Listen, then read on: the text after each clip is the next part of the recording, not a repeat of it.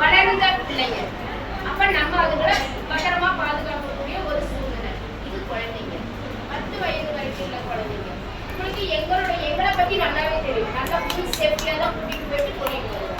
சரிங்களா? அதனால என் குழந்தைங்களுக்கு நீங்க அனுமதி கொடுத்தால் நாங்க கூட்டிட்டு போறோம். ரியலி நான் என் பிள்ளைகிட்ட காசு சேர்த்து வச்சுக்கோங்கடா.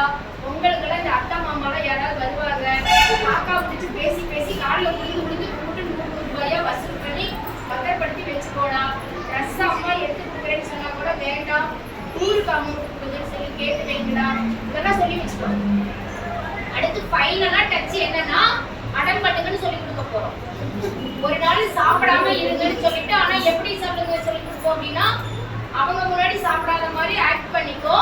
ஆனா நைஸா போய் என்ன பண்ணிக்க, சாப்பிட்டு வந்துட்டு இப்படி அமைதியா இப்படி உட்காந்துருக்கீங்கன்னா, ஐயோ பிள்ளை சாப்பிடலையேன்னு சொல்லி அவங்க சரிடா கொடுக்குறேன்னு சொல்லிட்டு கொடுத்துருவாங்க.